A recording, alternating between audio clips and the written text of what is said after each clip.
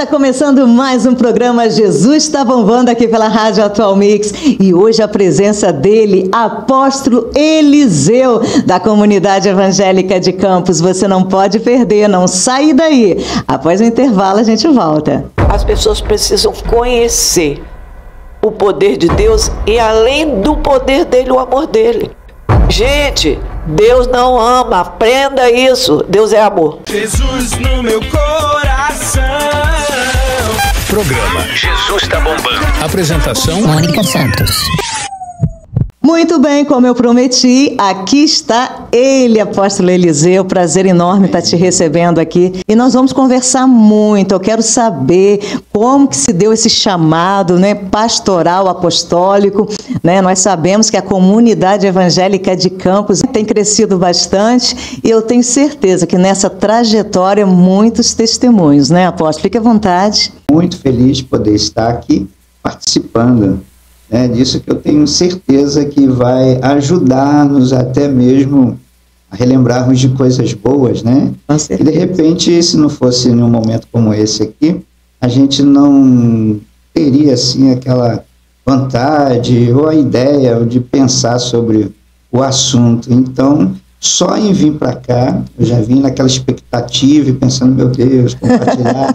Então, lembrei realmente, são 30 anos de ministério e várias igrejas estabelecidas e parece que nós não estamos nem no meio, estamos começando, terminando, o início, indo agora para o meio, o corpo, o dorso, né, dessa história. Então, é para mim uma honra poder estar aqui compartilhando sobre essa experiência maravilhosa que é servir, estar no reino de Deus e com um ministério de governo, ser um apóstolo, quer dizer, é algo muito honroso. Eu sei que o pessoal que está em casa deve estar curioso, curiosa, para saber como se deu esse início. Sabemos que 30 anos não são 30 dias, né, apóstolo? É verdade. Olha, no início, a gente estava compartilhando aqui, né, nos bastidores, sobre o milagre. É o milagre da salvação. Para você iniciar um ministério, a sua conversão. Olha só que interessante. Dos meus antepassados, dos meus pais atrás, eu não tenho conhecimento de alguém convertido. E a conversão da minha mãe aconteceu por causa do meu irmão. Né? Somos 6 irmãos. E o Toninho, ele quando criança, teve meningite. Ele teve meningite e costuma-se dizer, né, que quando não mata, aleja. E o que aconteceu? Ele ficou com um retardamento mental. Então, o corpo dele ia desenvolvendo, mas a mente não. Então, ele é assim, um adolescente, nada de anormal. Mas a mente, ela ficou atrofiada, era de uma criança. Então, ele, quando bebê ainda de colo, ele tinha umas reações, porque a minha avó, por parte da minha mãe, ela tinha envolvimento com magia, com coisas assim. Então, isso acabou trazendo uma influência na família. Sim. E aí, o meu irmão, de vez em quando, dava uns ataques, tipo epiléticos, mas associado a uma possessão demoníaca. E aí, aquela situação toda, uma vizinha chegou para minha mãe e disse o seguinte: olha, dona Ivone, tem uma igreja nova ali na Rocha Leão, do outro lado do rio, e eu soube lá que eles lá, o pessoal lá da Bíblia, da capa preta, sabe, do livro da capa preta, eles oram, fazem uma reza lá, o negócio funciona, por que só não leva? E o meu pai, né, e a família de crente, era uma coisa assim. Tanto que mamãe comentou, dá um ponto e vírgula aqui, que uma vez foi um casamento lá na usina de Santa Cruz, meu pai era administrador lá na época, e tinha uma família que estava lá, tinha um aniversariante, mas, aliás, um casamento, e eles ficaram bem afastados, esperando passar a parte do culto, para depois eles se aproximarem. Então, era esse clima. Resumo da história, minha mãe, então, resolve levar, né? sem o meu pai saber. E não tinha ninguém dentro da sua família evangélica? Eles não conheciam nada de Bíblia, não sabia nada. Aí minha mãe pegou o meu irmão, o Toninho, levou. Chegou lá na igreja, chegou até cedo demais, o diácono tinha acabado de abrir as portas, ajeitando os bancos, e aí ela contou que foi lá, que alguém convidou. Aí o diácono pediu até para ela colocar o Toninho no chão, porque ele já tinha idade para andar, mas não andava. Ele começou a andar, mas andar todo torto. Aí o diácono ficou meio assustado, falou, não, espera o pastor chegar. E aí chegou o pastor, mas chegaram os irmãos e o culto aconteceu. Minha mãe participou do culto todo, no final, no apelo, aceitou Jesus. Que bênção, né? E quando foi à frente, foi levando o Toninho, expulsaram o demônio do meu irmão. E ficou liberto, o corpo voltou ao normal. No caso, não a mente, mas aquela fisicamente. Possessão. Sim, e aí passou a andar e tudo. E chegando em casa, minha mãe chegou quietinha, pôs o Toninho no berço, deitou, meu pai estava lá como que fingindo que estava dormindo, né? E ela com medo, né? Ele era muito bravo, meu pai, baixinho invocado. E aí, pela manhã, o contrário, papai se levantou, mamãe que ficou fingindo que estava dormindo. E aí meu pai se arrumou para trabalhar, era topógrafo, né? Medir terra. E ele chegou e falou assim, Ivone, ela, disfarçando. Você percebeu que o Toninho dormiu a noite inteira, porque por várias noites acontecia deles acordarem com o Toninho, com um sono como ruminando. Sim, a manifestação na madrugada, né? E não aconteceu aqui, naquela noite e nem depois. E ele disse, você percebeu como o Toninho dormiu tranquilamente? Aí ela disse, sim, vê se não faça como os 10 leprosos, que só um voltou para agradecer. Seu pai falou isso? Falou, mas ele falou isso com conhecimento que ele tinha do espiritismo. Sim. Ele gostava do espiritismo lá no Kardec. Então ele, de vez em quando ele ia uma reunião, então ouvia algumas histórias dessas, então dos 10 leprosos ele citou. Então os filhos que vieram depois, eu principalmente, né, e depois a minha irmã mais nova, e fomos para a igreja direto, todos, ela levava. Dos filhos, o que permaneceu foi eu.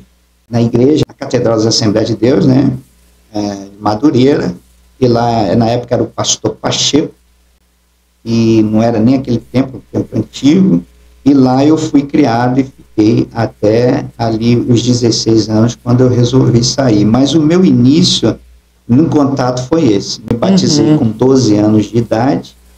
Com 12 anos de idade, depois que você se batiza, você já começa a pregar, dar testemunho. Dali eu não parei. Então ali eu pregava nos cultos da Assembleia de Deus, eu pregava nas rádios, nos presídios, nas praças. E aí que eu fui vendo... Já foi vendo, né? Que eu tinha ali um timbre, né? Um chamado pastoral. Pastoral. E dali não parei mais. E fui até que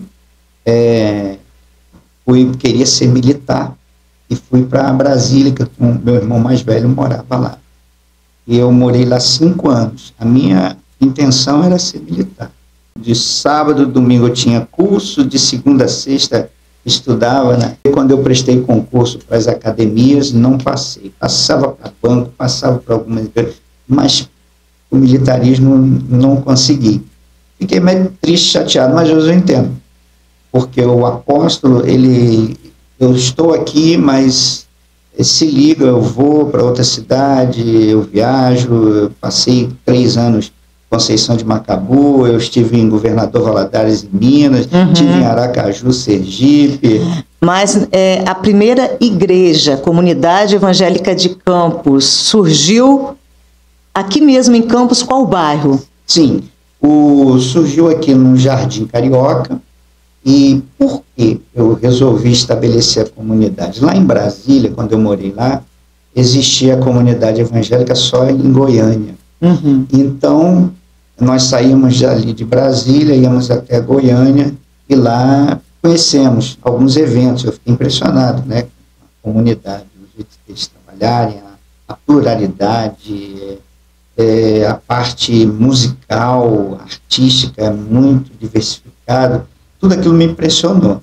Tanto que lá eu falei o seguinte: se algum dia eu for pastor, eu quero estabelecer a visão de comunidade. Estando lá em Brasília, eu conhecia então a comunidade, né?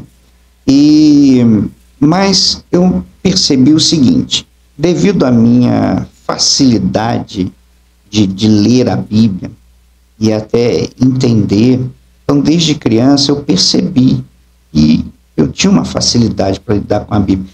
E uma coisa que não era normal, até hoje eu acho que não é normal, criança mesmo, gostar de ler a Bíblia. Então meu negócio, meu hobby não era gibi, não era a Bíblia. Então já aprendi, né, depois que eu saí lá do jardim de infância, quando eu aprendi, interessante que eu estudei no colégio eucarístico. Meu pai na época tinha uma condição financeira muito boa, ele disse: não, vê lá a melhor escola que tem aí. Então, na época, era o colégio eucarístico, o Padre Rosário. E tinha ônibus para pegar e para trazer. Então, eu tinha, de vez em quando, no bom sentido, entre aspas, um pega para capar lá com o pastor Pacheco e também com o Padre Rosário. Porque o pastor Pacheco é aqueles dogmas, né? Então, naquela época, o cabelo... A moda, cabelo grande, eu tinha muito cabelo, aqueles cachos grandes. É mesmo? E o pastor sempre falava: vai fazer as pazes com o barbeiro. E não podia jogar bola, não podia soltar pipa, se soltasse pipa não podia cortar o outro. E era uma série de coisas. Quando eu saí daqui de Campos para ir para Brasília, eu saí assim, com um dogma muito forte. Tanto que quando eu, lá em Brasília, frequentando lá a Assembleia de Deus no Cruzeiro Velho, os jovens às vezes estavam conversando, eu chegava e eles diziam o seguinte: ó, Eliseu está chegando, Eliseu está chegando, porque eu me escandalizava com tudo.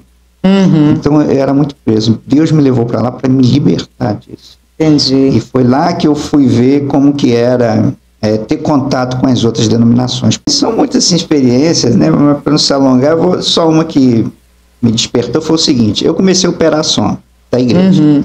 Por 4 anos operando o som da igreja. E o som era o melhor que tinha em Brasília. Por quê? Porque um jovem se converteu, um filho de magnata, e ele pegou lá um carro dele importado e vendeu e doou, e comprou tudo em som.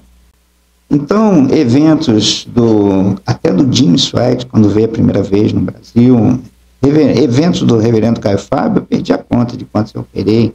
Então, sempre pediu o nosso som. E nesse contato com as denominações, começamos a ter contato também com a presbiteriana.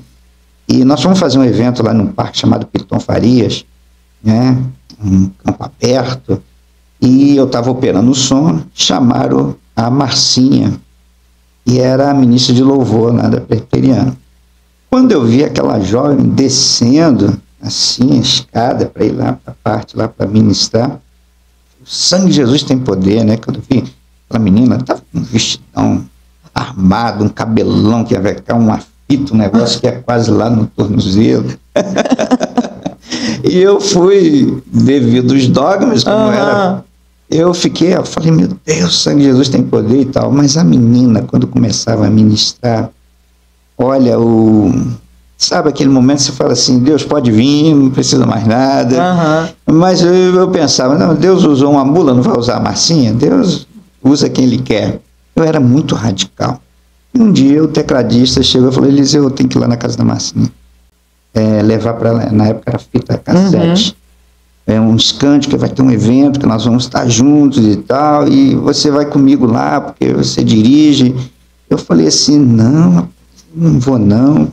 Mas fui. Chegou lá na casa da Marcinha, e Marcinha era daquele tipo, ela conversava aqui, quase no outro quarteirão você ouvia, né? Eu fiquei assim, apavorado, ficava apavorado.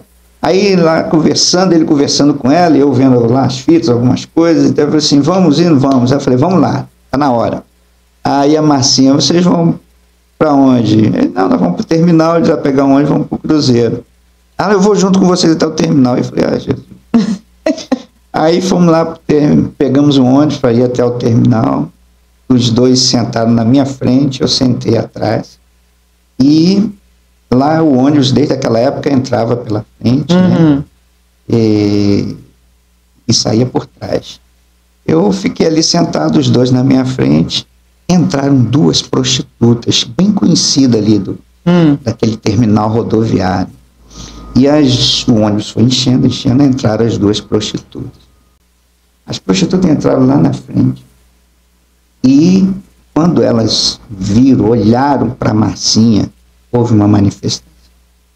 As duas começaram a passar mal. E uma ia até em cima do povo que estava sentado assim, abriu a janela e botava a cabeça para o lado de fora para respirar. Isso chamou muito a sua atenção. E eu atrás, estava o Ricardo e a Marcinha, e eu sentado no banco de trás.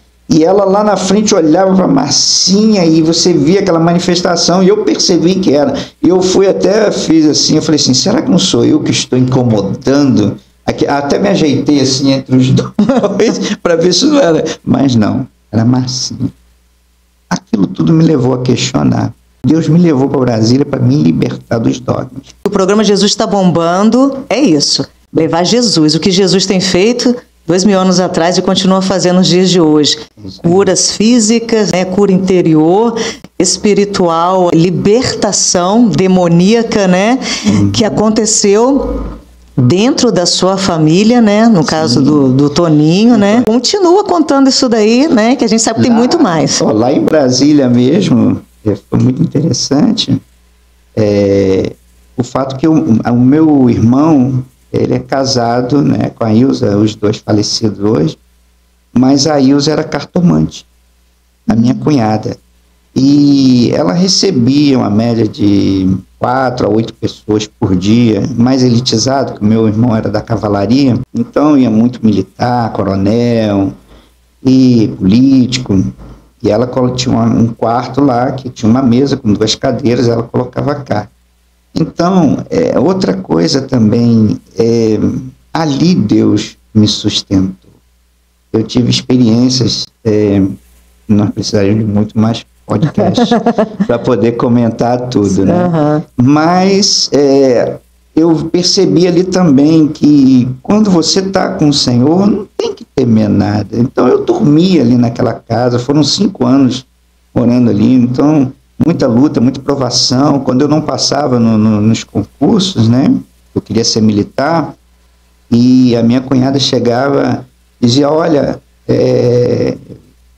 vem cá, vamos colocar carta aqui, né, que a cigana do Oriente vai te dizer o que está acontecendo e vai te ajudar. Imagina sua cabeça, né? A confusão no mundo espiritual, você tinha visto uma libertação, você vem dizer aquilo, né, manifestação, e agora uma cartomante. Mônica, eu estudava demais, era direto, então eu falei, por que eu não passo? O Banco Bandeirante me chamou, né, fui estagiar no INAM, ligado ao Ministério da Saúde, quer dizer, tinha um bom conhecimento, mas não passava. Depois eu fui entender.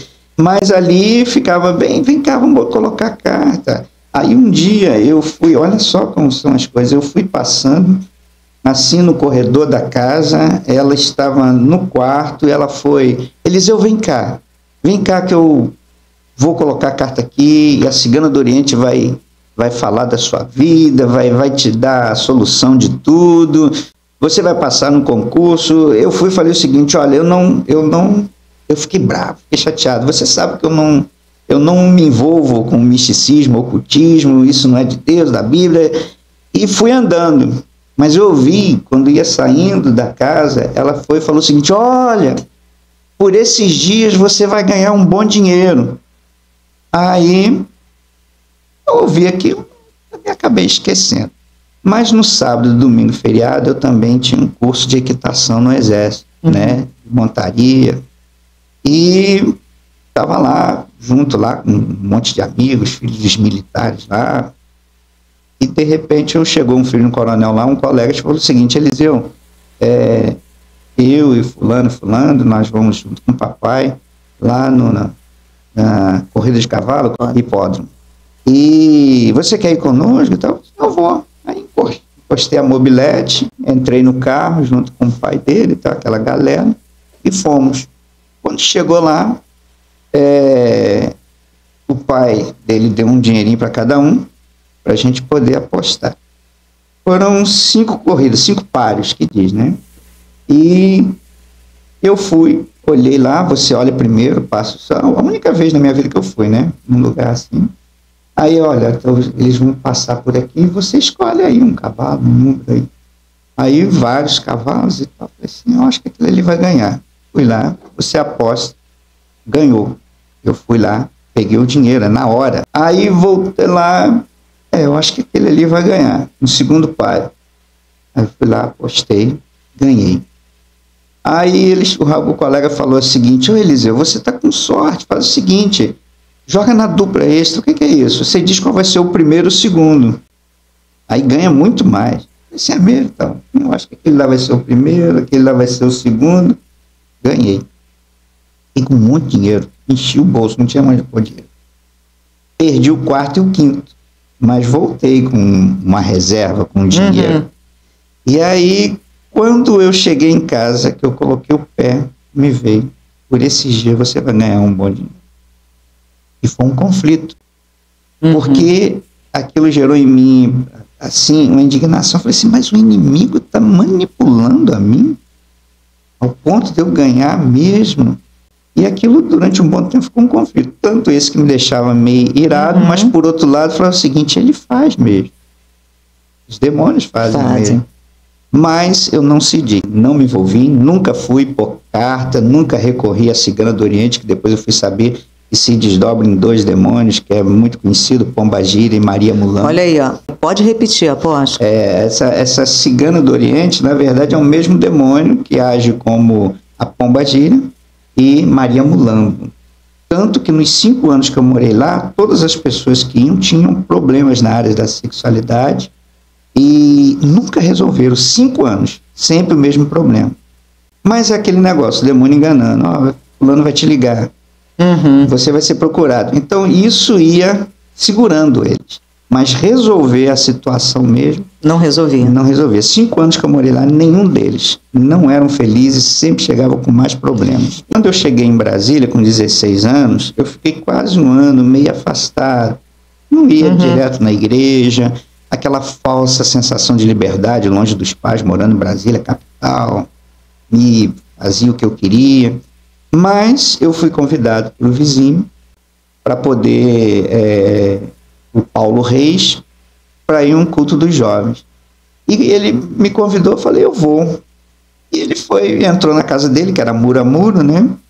E eu fiquei pensando, falei assim, meu Deus do céu, eu nascido no Evangelho, com 12 anos pregando o Evangelho, peguei muita gente, muitos coleguinhas para Jesus, pregador, e hoje eu estou sendo convidado para um culto. Eu fui para o culto. E fui no culto, e a palavra foi muito boa, e eu tomei a decisão de voltar, de retomar a caminhada. Só que aconteceu algo interessante. Quando eu me ajoelhei, eu e um outro rapaz que fomos à frente.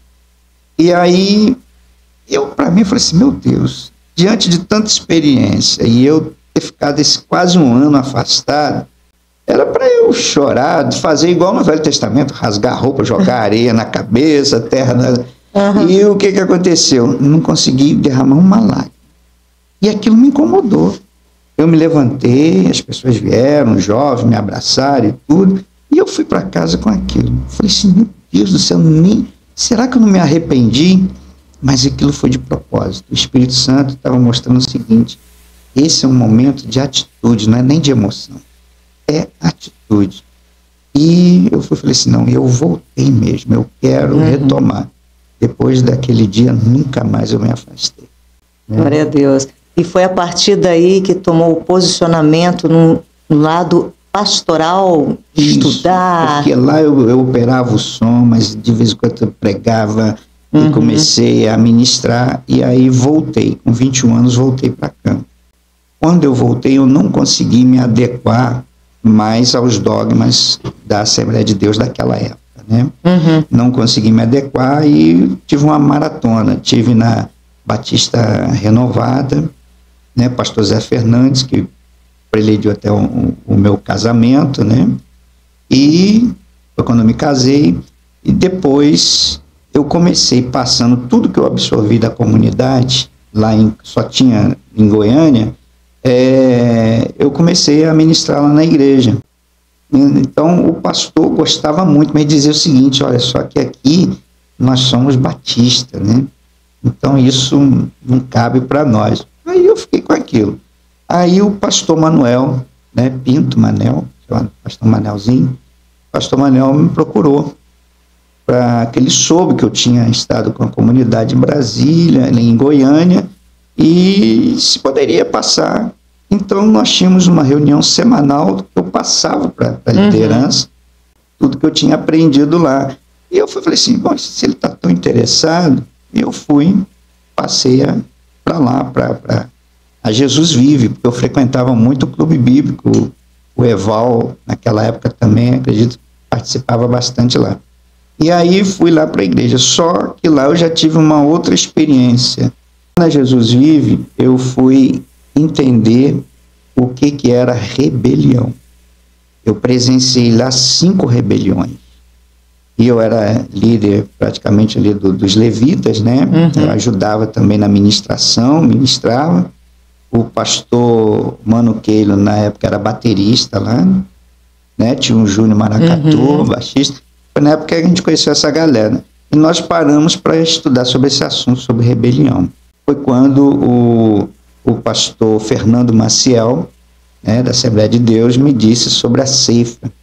Ele também me procurou e falou assim: eu conheço você, eu sei que você gosta da Assembleia de Deus, então nós estamos agora na ceifa, é um ministério que é uma Assembleia de Deus sem dogmas. Eu falei, meu Deus, uma Assembleia de Deus sem dogma era tudo que eu queria. E eu fui nascido e criado lá. E aí foi quando eu aproveitei o ensejo, uma série de coisas que estavam acontecendo lá. Eu fui, então, para a ceifa. Na ceifa eu fui ordenado ao ministério pastoral. E ali uma outra coisa se destacou. Teve uma célula na pecuária, um núcleo familiar, usava célula. E aí os pastores, a liderança me mandou para lá. E Deus abençoou, virou uma igreja. Foi consagrado na ceifa, né? Pastor, na ceifa. E começou já a liderar um núcleo. Um núcleo. E nesse núcleo foi bem sucedido. E veio até ser uma igreja. Aí eles me procuraram e falaram o seguinte: tem uma igreja que está tendo um problema lá na usina de Outeiro. Eu falei, mas o que está acontecendo lá? Eu preguei lá uma vez, um grupo muito bom, devia ter um pouco mais de 30, 40 pessoas lá na usina. Mas o pastor não está lá, indicaram o teu nome. É bom até falar sobre isso, porque às vezes a pessoa que está em casa, poxa, mas aí eu estou aqui no mundo, eu estou cheio de problemas, eu vou para uma igreja, eu vejo o problema, mas somos seres humanos, né, apóstolo? Verdade. E nessa trajetória toda aí, né, ministerial, o apóstolo tem muita coisa para contar, está lidando com ser humano. Igreja perfeita só no céu, né? É verdade. Mas o que é bom dessa experiência é que, por exemplo, há 30 anos de ministério e a comunidade que nós fundamos, esse ministério, tem 28 anos. 28 anos. E o que nesse ano vai estar completando 29 anos. E o que acontece? Nós só tivemos um caso, por exemplo, de rebelião no primeiro semestre do primeiro ano. Depois disso, nunca mais tivemos rebelião.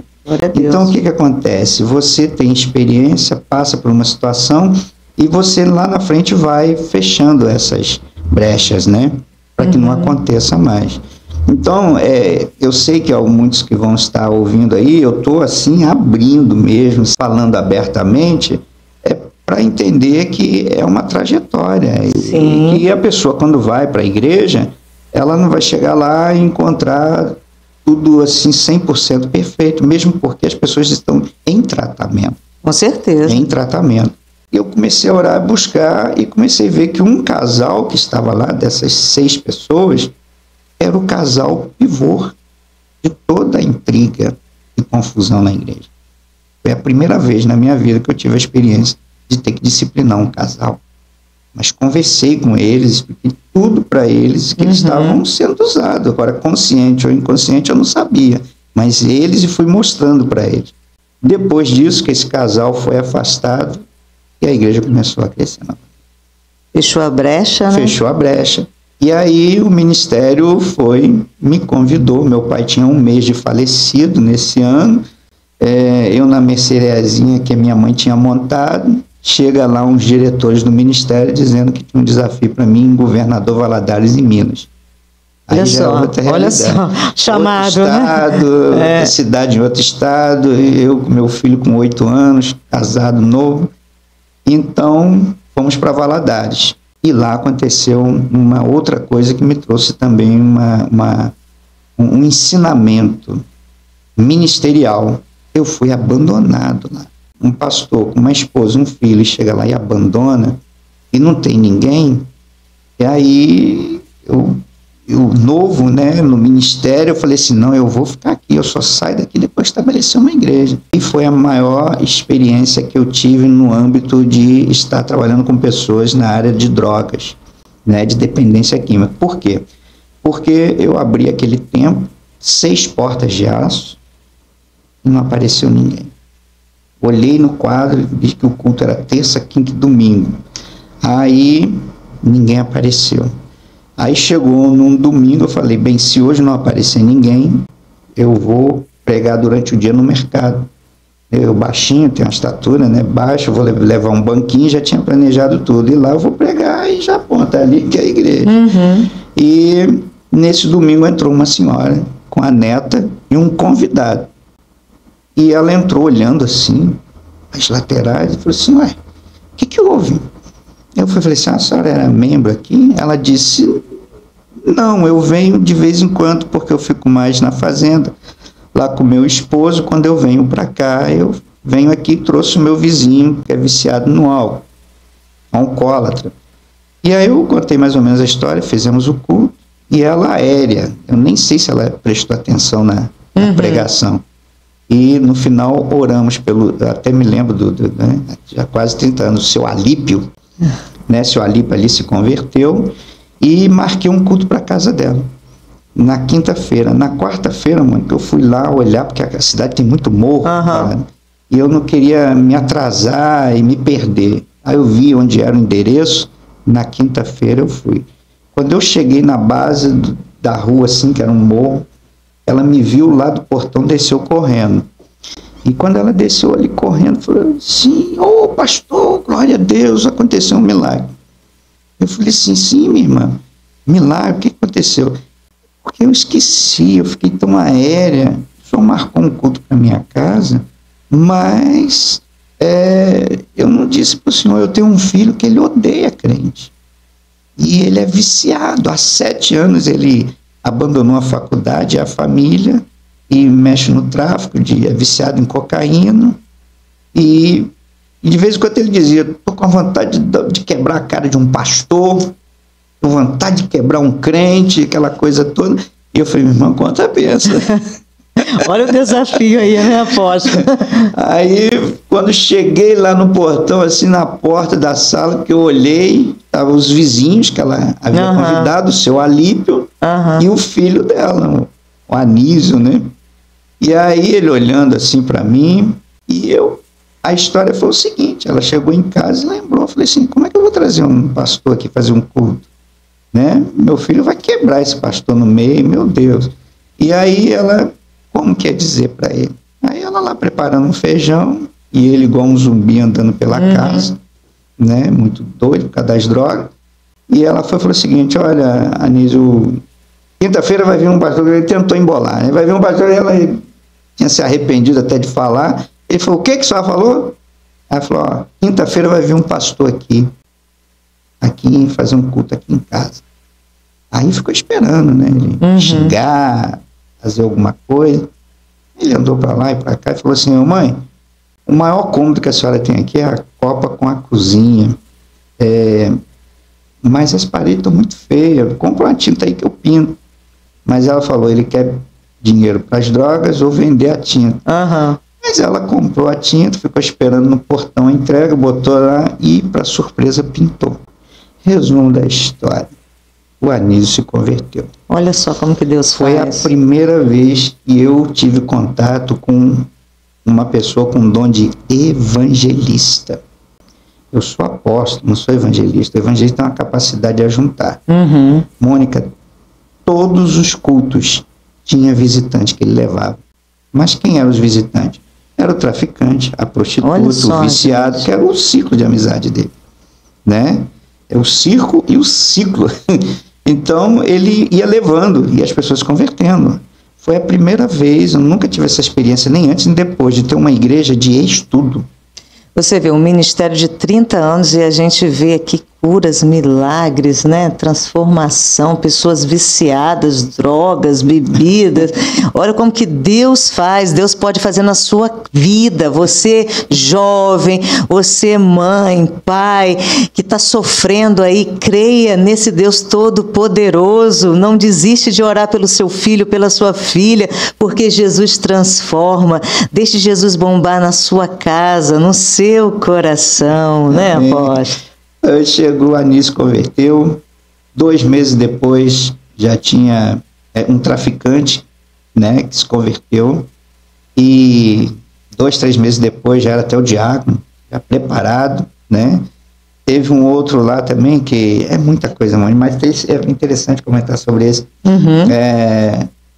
O Cláudio, né, eu lembro dele, e ele muito bronco, né.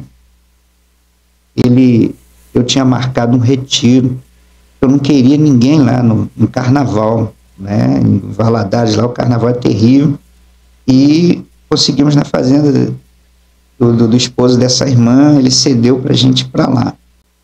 E eu falei, não, ninguém vai. Aí o Cláudio chegou para mim num domingo, depois falou assim, olha, pastor, eu não vou poder ir ao retiro, não. Eu falei assim, não, Cláudio, não vai ficar ninguém. Vai todo mundo pro retiro, principalmente você, rapaz, você não pode ficar aqui. Ele foi e falou o seguinte, não, mas eu não vou não. Eu falei assim, mas por que você não vai? Ele falou assim, porque eu fiquei desempregado. Eu falei, você ficou desempregado? Cláudio, que coisa terrível, que eu estou orando para todo mundo aqui conseguir emprego, que ninguém trabalha vindo das drogas. Tem que aprender até gostar de trabalhar, arrumar emprego. Você tendo emprego, perdeu, você trabalhava em quê? Aí ele foi, virou o rosto, deu um sorriso e falou assim, ladrão de bicicleta. A Valadares foi a primeira cidade no Brasil a ter ciclovia. Você anda na cidade tem ciclovia. Então, desde criança, era roubando. Ele chegava com os brinquedos em casa, nunca os pais perguntaram de onde que ele pegou aquele brinquedo, onde que ele arrumou aquilo. Ele foi roubando. Então, ele realmente tinha como um trabalho roubar bicicletas. Gente! Aí, isso foi no domingo. No outro domingo, ele chegou para mim e falou assim, aí, pastor, meu dinheiro aí, ó, o retiro. Aí eu falei assim, Cláudio, pelo amor de Deus, você não voltou pro emprego não, né? Ele riu e falou assim, não, pastor, inclusive eu quero agradecer, o senhor orou por mim, eu arrumei logo um emprego na segunda-feira como ajudante de pedreiro. E eles pagam por semana, eu já quero garantir a minha ida. Tá vendo? E foi. Aí se converteu ele. Aí, só vou contar mais 2 conversões, né, rapidamente. Num culto, chegou um adolescente e falou o seguinte, ai pastor, os traficantes estão dizendo que não está gostando desse negócio do povo vir para a igreja não, que está mexendo no caixa deles. Aí eu falei o seguinte, que isso, André? Um gato pingado, poucas pessoas, isso não faz nem cócegas no caixa deles. Aí ele sorridente assim, um adolescente, inocente, meio falou assim, pastor, mas eles matam até por causa de centavos. E aquilo ficou na minha cabeça, mata até por causa de centavo. E eu morava nos fundos do templo, no Ameago, era um corredor longo, um portão alto de chapa de aço, e tinha uma campainha. Então a pessoa batia a campainha, só que pessoas que vêm das drogas, você vai lá, eu dava um conselho, recebia todos os dias eles lá para dar uma palavra, orar por eles, eles iam embora, 1 hora depois voltavam, o que o senhor falou mesmo? Quer dizer, então eu já deixava o portão aberto. Alguém batia a campainha, eu gritava lá da janela, entra. E aí, nesse dia a campainha bateu. E eu gritei, entra. Quando eu gritei, entra, o portão abriu, eu tomei maior susto. Era um traficante chamado Tupina. Nossa. Muito temido na área. E ele foi entrando, mandei entrar. E aí eu dei uma de corajoso, né? Abri a porta da sala com a perna tremendo. Giovana minha esposa tinha vindo passar as festas aqui, Natal, aqui. E eu tava só, falei, pronto. Aí eu abri a porta, falei, chega pra cá, Tupino, chega pra cá. Aí eu botei ele sentado no sofá, peguei um banquinho que tinha, sentei na frente dele e falei, ei, meu irmão, o que você manda? Aí ele olhou pra mim, e eles são bem objetivos, né? Foi é o seguinte, pastor, eu vim aqui para dizer ao senhor que eu tenho vontade de ser Bíblia. Quando ele falou que tem vontade de ser Bíblia, foi um alívio, né? Um alívio. Imagino. Mas eu tenho medo. Eu falei, por quê? Por que você tem medo? Vou contar uma história. Eu tinha um sócio no tráfico e teve um mês que nós vendemos tantas drogas, vendemos tanto, que resolvemos arrematar até o próximo carregamento. Arrematar uma sobra, tinha lá uma alucinógena, uma maconha, cocaína, heroína. E quando chegou na alucinógena, nós dois éramos fissurados, o termo dele, por essa droga. Eu peguei, ele pegou da minha mão. E eu peguei da mão dele, ele pegou da minha mão, aquilo começou na brincadeira, mas virou uma briga. Nós botamos a boca embaixo, ali quebramos tudo, brigando, fomos parar num valão na frente, poucos vizinhos que tinha, ninguém ia chegar perto, né? E aí ele tirou um punhal e me deu uma punhalada. Ele ficou de pé, levantou a camisa para mostrar a cicatriz, só que o corpo dele parecia um Rambo. Quem assistiu o filme do Rambo, marca de tiro, marca de fugindo de presídio, rasgou não sei aonde, e aquela situação toda, e sentou de novo e falou, e quando ele me deu a punhalada, pastor, eu fiquei assim nervoso, sangue na mão, ele pegou a alucinógena e morreu. E não apareceu mais, eu jurei esse camarada eu vou matar. E dei ordem aos aviãozinhos, aqueles adolescentes que levam droga. Olha, quando eu ver esse camarada, anota o endereço de onde ele está, porque eu vou picar ele todinho. Um ano depois, chegou um aviãozinho e falou, ô Tupino, fulano de tal está na cidade, não tem problema, anota o endereço para mim. Meu ódio aumentou por ele, não diminuiu não.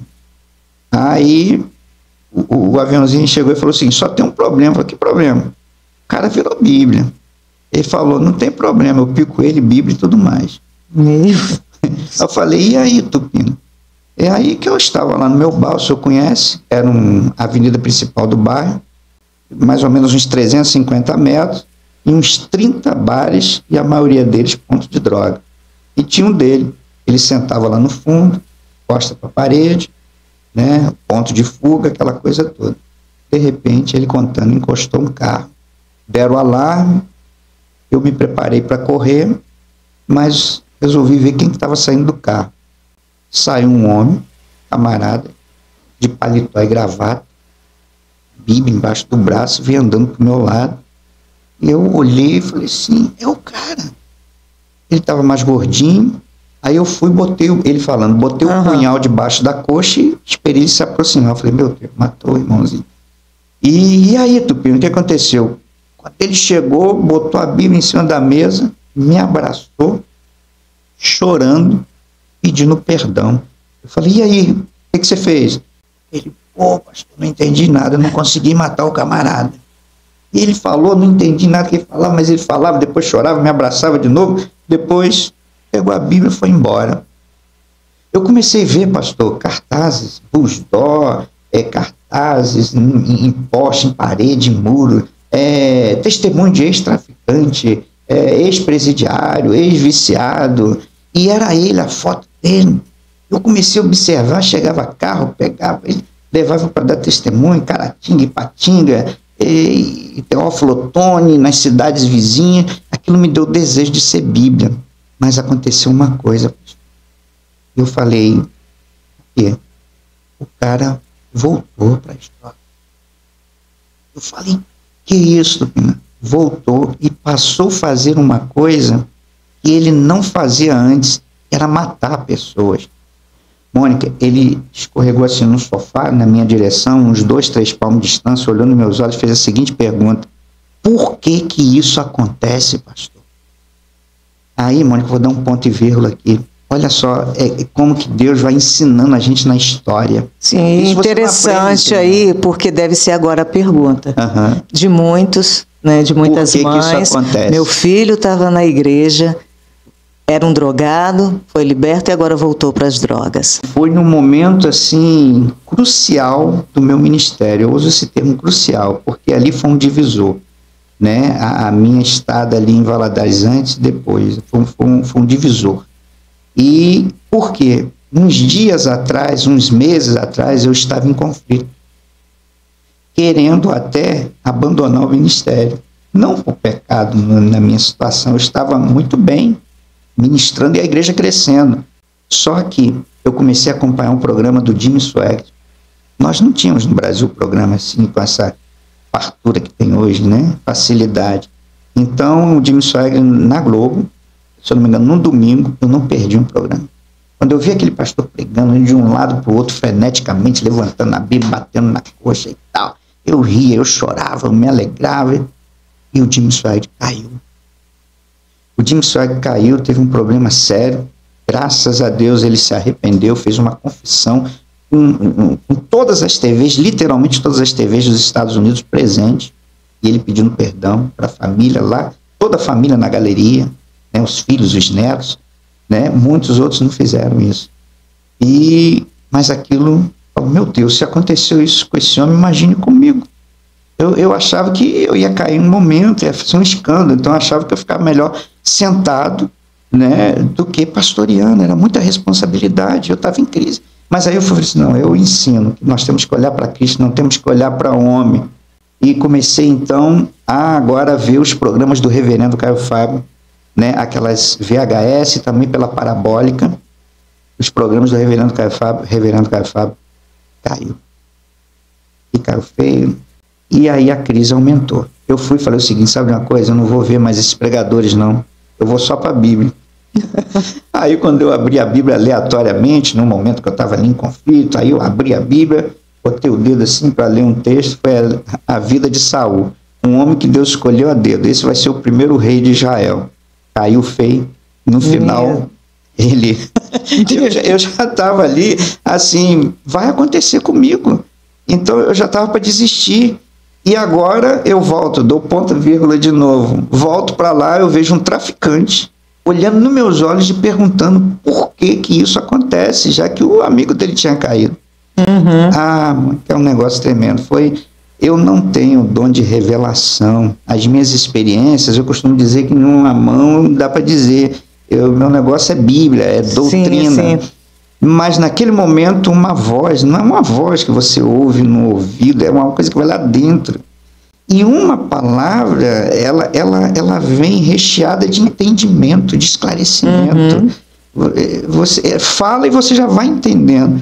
E aí veio uma voz que disse para mim, diga para ele, e essa também é a sua resposta. Diga para ele que o amigo dele não conseguiu se firmar porque ele não se deixou tratar no caráter e nas emoções. Olha só que forte aí. Na mesma hora eu falei, sabe por que o seu amigo não conseguiu se firmar? E ele olhando para mim, porque ele não se deixou tratar no caráter e nas emoções.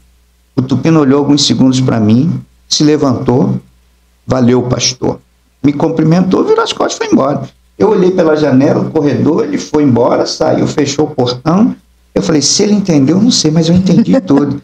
Eu fiquei andando pela casa, eu ria, eu chorava, eu deitava Respondeu no chão. as perguntas lá de trás. Todas, e eu falei assim, é isso. A pessoa vem, escrava das drogas, vem com problema no casamento, vem com doente, vem com uma série de problemas. Deus vai, liberta essa pessoa por misericórdia. Mas elas vêm, colocam uma roupa de religioso, mas não se deixa tratar no caráter, continua o mesmo mentiroso, fofoqueiro, ganancioso, invejoso, ciumento, murmurador. Essas coisas corrompem o homem de dentro para fora. Por isso que eu já vai para 30 anos pregando sobre tratamento de caráter e emoções. Então, quando a pessoa vem que tem problema, fala assim, isso é café pequeno, isso é o mais simples. Agora, ser tratado no caráter que é o importante para você permanecer. Então, lá também desse jeito. Foi um momento que eu aprendi. Então, cada lugar que eu ia, Brasília, eu tive minhas experiências, né? Em Campos eu tive experiência, em Brasília eu tive experiência. Foi um crescimento, né, apóstolo? E nessa sua trajetória, quantas comunidades foram inauguradas, abertas? É verdade. Foi isso aí. O que acontece? Eu fundei, assim, começando, né? Voltando até o início da nossa conversa, como nós estamos aqui, foram 5. Depois foram surgindo igrejas já formadas, mas que queriam aliança e viver esse ensinamento doutrinário. E mesmo porque sabiam que eu não queria ser presidente de nenhuma delas. Eu não queria assumir nenhuma igreja, eu não queria montar uma convenção, nenhuma associação. É um vínculo de amor. Então nós temos comunidade evangélica, nós temos Batista Missionária, nós temos Batista Manancial, nós temos Livre Sou em Cristo, uma igreja alternativa em Macaé, nós temos a El Elyon em Macaé, do apóstolo Políbio, tem a Ministério Semear em Mato Grosso. O senhor mantém contato com os líderes? Direto, e com exceção das 2 igrejas na África, interessante, igreja na África. Na África saíram pastores daqui ou de lá mesmo? De lá mesmo. Né? O pastor Paulo João Dembe, lá de Lubango, na Angola, eu tive contato há 7 anos com ele pela internet, aceitei então o convite dele, né, solicitando amizade, e um jovem decepcionado, que não pôde continuar a faculdade por crise financeira, não pôde continuar o seminário, fala inglês, professor, mas não tem quem dá aula, porque quem tem não tem dinheiro para pagar, é eletricista também, e uma igreja que fechou as portas praticamente, que o pastor teve que ir para outro lugar, estava ele perdido, e nós começamos ali trazendo uma orientação para ele.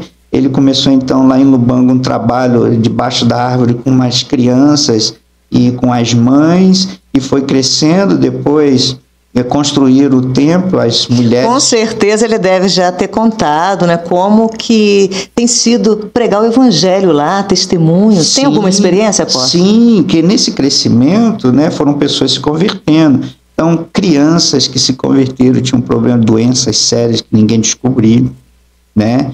E teve também caso que lá tem muito problema com álcool.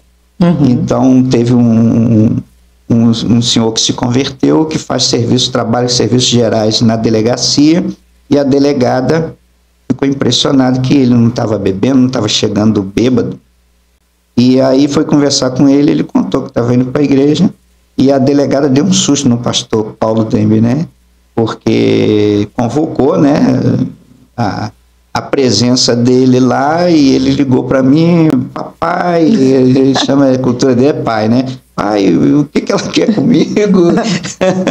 E aí, quando chegou lá, ela queria orientação, ela é desviada também, não tinha muito conhecimento, passou a igreja, mas ela foi transferida, mas aí tem essas conversões.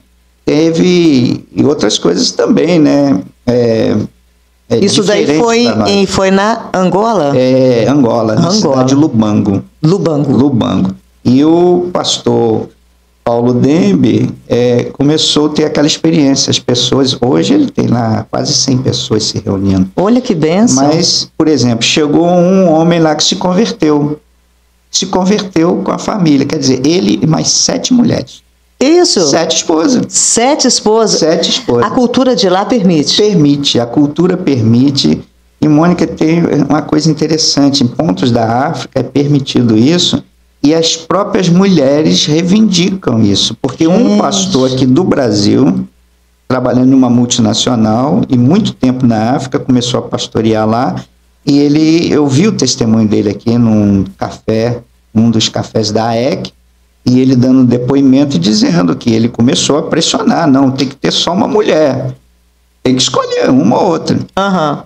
E aí, em uma das igrejas, marcou-se uma reunião, as mulheres, para conversar com o pastor, e teve a porta-voz, uma se levantou e disse o seguinte, ó, o senhor está dizendo aí que o marido tem que ter só uma esposa. Eu só quero dizer o seguinte, eu não vou cuidar do meu marido sozinho, não. E ele ficou assim, as outras começaram a se levantar, não vamos não, porque isso é um absurdo, eu quero... E ele ficou apavorado, assustado com a situação, porque as próprias mulheres reivindicavam isso. Então, a cultura. Então, eu orientei o pastor Paulo Dembe para que ele receba todas as famílias, né? Porque no início ele estava querendo até excluir. Eu falei, não, receba todas as famílias, né? E faz o seguinte, faz como os apóstolos, né? Se aspira, né? Que é um bispo, né? É lá um apóstolo, um pastor, um evangelista, ou o presbitério, ou um diácono, ou um líder, ou um levita, alguém de destaque, então que seja marido de uma só mulher. Certo. Para poder ocupar esses cargos. E assim tem ido, a igreja tem crescido lá em Lubanga. Que bênção, apóstolo. Então, projeto missionário da comunidade evangélica. Em total, são quantas igrejas? Somos hoje em 15 igrejas. Glória a 15 Deus. igrejas, né? E igrejas, assim, que têm recorrido ao ministério aqui na Bahia, né? São 3 igrejas na Bahia que que o apóstolo Políbio praticamente fundou, mas está aqui em Macaé. E ele, fazendo parte do ministério, está entendendo que é importante a presença dele lá para essa orientação doutrinária. Porque tiramos aquela ideia de ter convenção. Não é errado. Mas para nós foi bom, por quê? Para entender que o princípio é o amor.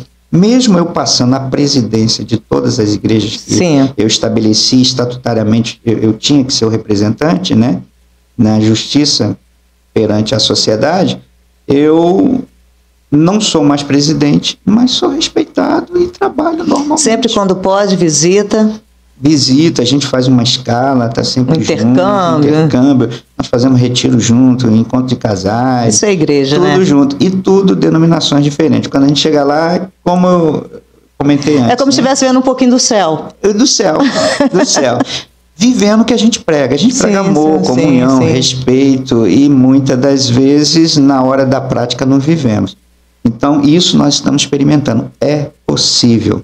Então, o vínculo nosso é de amor. Não nos consideramos um superior aos outros. Nós temos ministérios diferentes.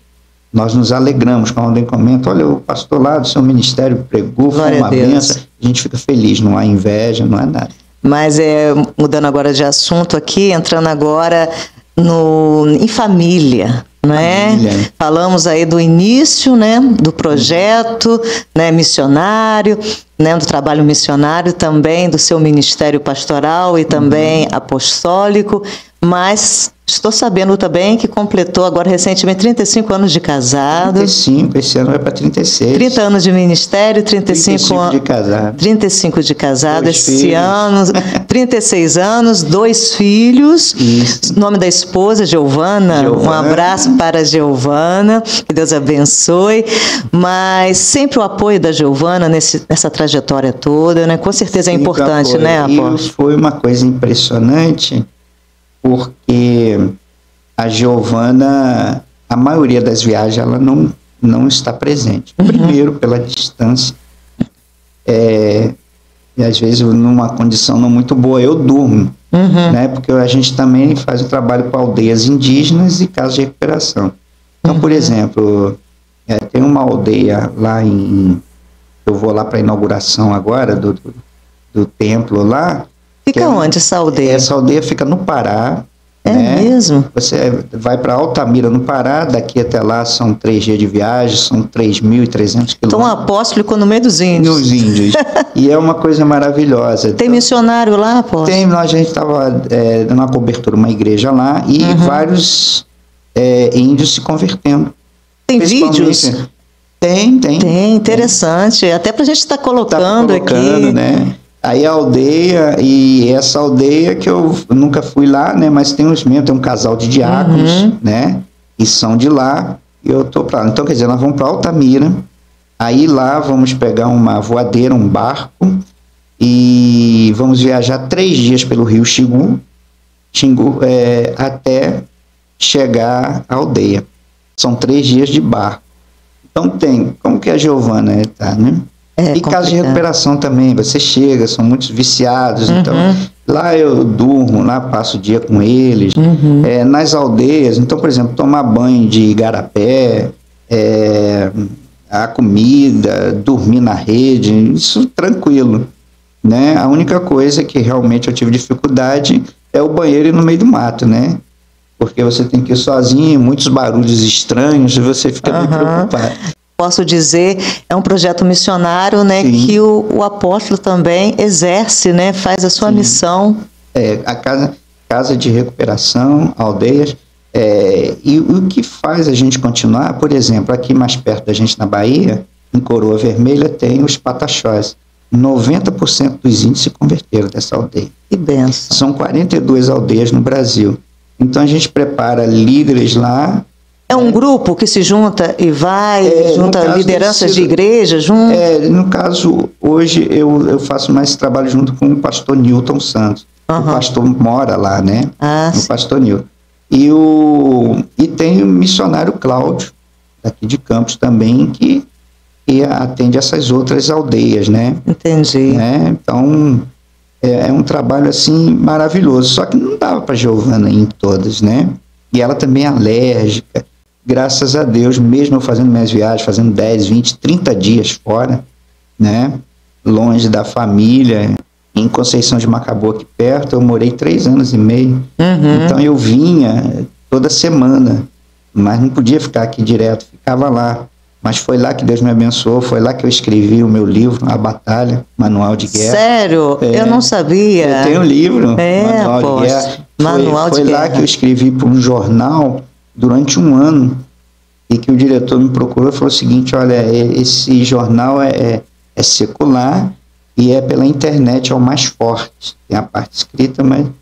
E quero que você tenha uma coluna lá. E eu falei assim, tá bom, mas sabe o que? É semanal, quinzenal? Eu falei, não, é diário. Eu falei, meu Deus. Aí eu comecei a escrever sobre a alma. Falei assim, vou escrever uns dias aí sobre a alma. Só sei que Deus abençoou e fluiu tanto que aproveitar foram as oportunidades, artigos, né? 300 artigos. Apóstolo Eliseu, colunista de jornal aí, não é? Que Deus venha te abençoar mais e mais, amado irmão. Eu vejo o crescimento, né? Ministerial, espiritual. Vou só falar um detalhe, uma experiência envolvendo a Giovana. Algumas irmãs, você imagina, isso há quase 30 anos, né? Assim, olha, a Giovana é tão quietinha, né? Assim, não ora, não prega, empurra, essa coisa toda. Isso nunca me incomodou, mas passou a me incomodar. Eu comecei a, como que, pressionar indiretamente a Giovana e comecei a orar. E aí eu tive a segunda experiência de ouvir a voz de como Deus. Um traficante. Eu estava orando, uma consagração que eu fazia todos os dias, deixava o meu filho 7 horas na escola, 8 anos de idade, e eu ficava o restante até as 10 da manhã para ir buscá-lo, em oração, ouvindo um hino, lendo a Bíblia. Eu comecei orando, Senhor, muda a Giovana, para ela orar, para ela pregar, para ela me ajudar. E eu todo dia orava mesmo, com afinco, né? E numa dessas orações eu estou orando assim, mano. Aí uma voz chegou e falou assim, olha aqui, exatamente como eu estou falando. Olha aqui. Eu me lembrei do meu pai, da minha mãe, falando, olha aqui, repreendendo o filho. Olha aqui.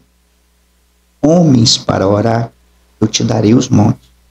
Homens para pregar, eu também te darei os montes.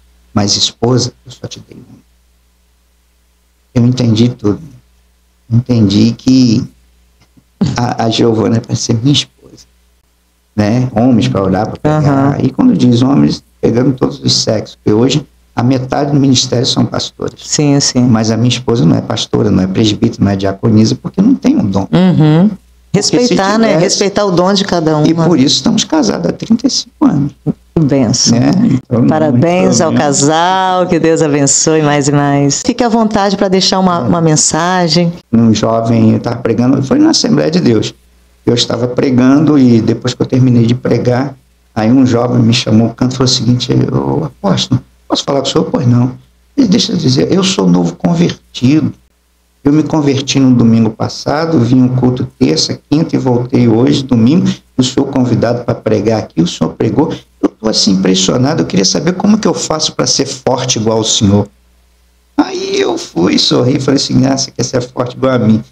Aí eu falei o seguinte, veja bem, você pode estar tão forte quanto eu, até mais forte. E ele estava chorando, sabe? Um novo convertido, muito emocionado. Ele foi chorando, ele foi limpar lá, falou assim, pô, apóstolo, aí o senhor pegou pesado. Eu tenho uma semana de convertido, o senhor falou, sou nascido e criado no evangelho. Eu falei, como é que pode? Ele assim, né? Como é que pode isso? Eu falei assim, não, o que eu estou falando é verdadeiro, não é média não. Olha para mim. Eu me lembro até do gesto que eu fiz. Eu falei assim, você conhece pouquinho, né? Você conhece pouquinho. E ele olhando, eu falei assim, pois bem, Se você conhece pouquinho e vive esse pouquinho, você é equilibrado. Mas se você conhece muito e vive pouco, você é um desequilibrado. Olha só. Esse é a crise que nós temos hoje. Ricardo Gondim, um homem muito culto, um pregador. Agora, no último vídeo dele, ele questionando Jesus ter andado sobre as águas. E até ironizando, cuidado que você pode morrer afogado se não souber nadar, não sei o quê. E que não era exatamente aquilo. Por que esses homens chegam nessa situação? É porque conhecem muito e vivem pouco. O reverendo Caio Fábio, por exemplo, uma coisa elementar, princípio, coisa elementar, ele não viveu, que foi justamente a confissão e arrependimento do pecado. Quando ele deu uma entrevista no Gentile, ele, falando sempre mal dos outros pastores, principalmente de Malafaia, detonando, e depois Gentile pergunta para ele, eu vi essa entrevista, né, tá no YouTube também, mas por que essas pessoas, esses líderes te perseguem? E ele disse, por causa do meu divórcio. Quando ele falou assim, eu falei assim, meu Deus do céu, se eu pudesse, eu queria ser igual o Felipe, agora ser teletransportado e aparecer, mas era gravação, né? Aparecer lá e dizer para ele, não faz isso não, cara, não faz isso não, pelo amor de Deus. Você era um cara respeitado, tinha entrado em todos os lugares, né? Presidente do Conselho de Pastores, liderando a Fábrica da Esperança, assim, uma credibilidade.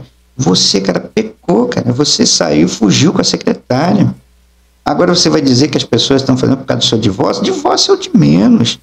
Agora você deveria ter confessado. Você nunca confessou isso publicamente. Eu pequei, como Jimmy Swaggart.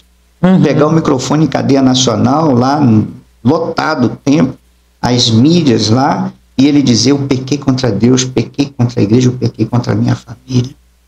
Né? E isso não foi feito.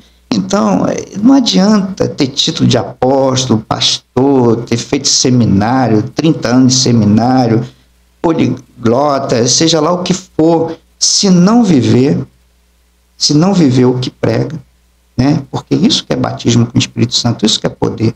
Você viver o que você prega, viver o que você aprende, viver a letra dos cantos que você canta. É possível a gente ver uma igreja forte, empoderada, é possível ver membros empoderados, é possível ver pessoas renovadas, é possível ver o despertamento dos ímpios, mas em viver a palavra de Deus. É possível ver uma liderança plural, unida, ninguém querer pegar o lugar do outro e ofender o outro, desde que a gente entenda que Jesus é o cabeça. Amém. Amém? Amém.